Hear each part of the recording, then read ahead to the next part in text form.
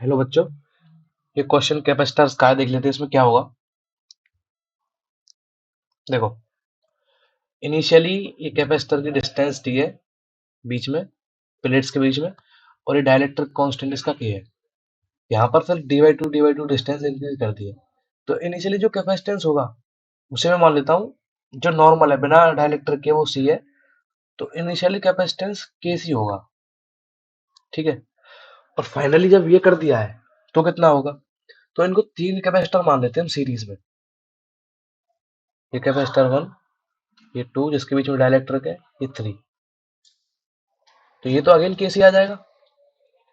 ये आ जाएगा, डिस्टेंस अगर कम हुई है तो टू सी हो जाएगा ये, और ये हो जाएगा टू सी। ये दोनों सीरीज में तीनों, जब इनको ऐड करेंगे इसका नेट कैपेसिटेंस निकालेंगे तो वो आएगा के C upon K plus one, सी फाइनल। ठीक है, सी फाइनल मेरे पास ये आ गया। ठीक है, सी इनिशियल ये था के सी।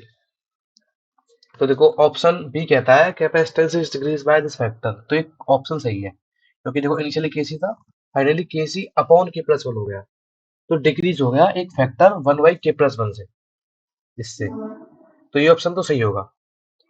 अब देखते हैं voltage between the capacitor plates is increase.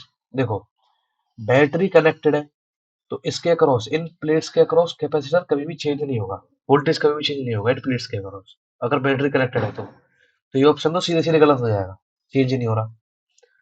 अब बात करते हैं ऑप्शन ए की। The electric field inside the dielectric material is reduced by a factor of two K. ठीक है, देख लेते हैं क्या हुआ। जो इलेक्ट्रिक फील्ड होती है वो होती है वी अपॉन डी, इसके बराबर। पोटेंशियल पहले वाले केस में कितना है, वी ही है, इसके अक्रॉस, इन इसके अक्रॉस पोटेंशियल वी है। तो इसमें जो होगा इलेक्ट्रिक फील्ड वो ई होगी, ये होगी वी अपॉन डी इनिशियली।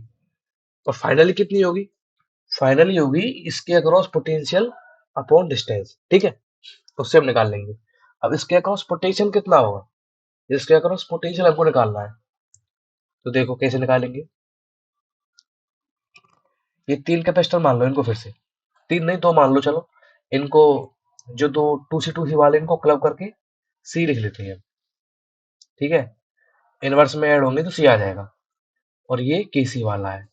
ठीक है, और वोल्टेज इसके अक्रॉस भी है दूसरे केस में। तो इनके अक्रॉस चार्ज कितना होगा, इनके अक्रॉस जो चार्ज आ जाएगा वो आएगा, क्यू आता है सी वी। नेट कैपेसिटेंस कितना है इनका टोटल, वो है के C upon K plus one, और वोल्टेज वी है। तो ये आ गया इनके अक्रॉस चार्ज। इसमें भी इतना देखो पैरेलल सीरीज में चार्ज सेम रहता है, तो इसमें भी यही चार्ज होगा, इसमें भी सेम यही चार्ज होगा। तो इस कैपेसिटर के अक्रॉस जो चार्ज है वो इतना है, के सी we upon K plus one. ठीक है, मैं अलग लिख लेता हूँ इसको एक बार। अरे एक सेकंड।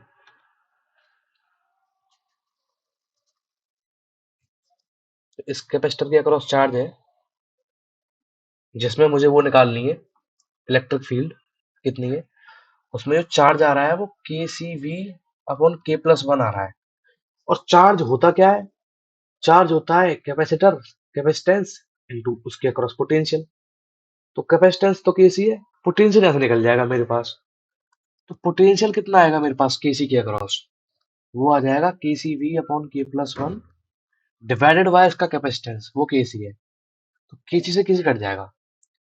तो इस कैपेसिटर, जो डाइलेक्ट्रिक मीडियम वाला कैपेसिटर है, उसके अक्रॉस जो पोटेंशियल आएगा दूसरे केस में, वो आ गया मेरा, कितना आया, we upon K plus one आ गया। ठीक है, इनिशियली था वी, और फाइनली आ गया we upon K plus one. तो जो इलेक्ट्रिक फील्ड होगी वो डिस्टेंस से डिवाइड करूंगा मैं, डिस्टेंस डी है। तो इलेक्ट्रिक फील्ड वन बाई के प्लस वन के फैक्टर से कम हो रही है यहाँ पे, क्योंकि इलेक्ट्रिक फील्ड क्या होती है, वी बाई डी। इनिशियली इतनी है इलेक्ट्रिक फील्ड, फाइनली कितनी आ रही है, we upon K plus one. ये तो वोल्टेज है इसके क्रॉस अपॉन डी, इसके फैक्टर से कम हो रही है ना। और क्वेश्चन में क्या कह रहा है, क्वेश्चन में कह रहा है टू, क्या कह रहा है, क्वेश्चन में कह रहा है टू के फैक्टर से इंक्रीज कर रही है इलेक्ट्रिक फील्ड। तो ये ऑप्शन भी गलत हो जाएगा मेरा सीधे सीधे। ठीक है, तो ये ऑप्शन भी गलत हो गया। अब देखते हैं, ये गलत था, ये सही है, ये गलत है। लास्ट ऑप्शन को देख लेते हैं। The work done in progress does not depend on the presence of dielectric medium. ये ऑप्शन बिल्कुल गलत होगा। कैसे होगा वो मैं आपको बता देता हूँ, वैसे कॉमन सेंस से भी दिख रहा है। वर्क डन कितना होगा? वर्क डन हो जाएगा, वर्क डन बाय बैटरी होता है, बैटरी ने कितना चार्ज सप्लाई किया है और बैटरी का पोटेंशियल कितना है, ये होता है वर्क डन बाय बैटरी। तो दोनों केस में देख लेते हैं। पहले केस में क्या है,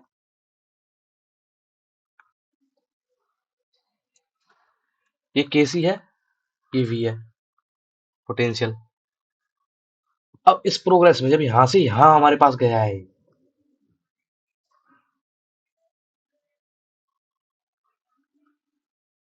ठीक है, यहाँ पर इसका जो कैपेसिटेंस है वो के C upon K plus one है, वी है। तो इस केस में, दोनों केस में देख लेते हैं। इस केस में जो एनर्जी होगी टोटल, वो होगी इस बैटरी ने कितना चार्ज सप्लाई किया है इनटू इस बैटरी, ये जो बैटरी है इसका पोटेंशियल।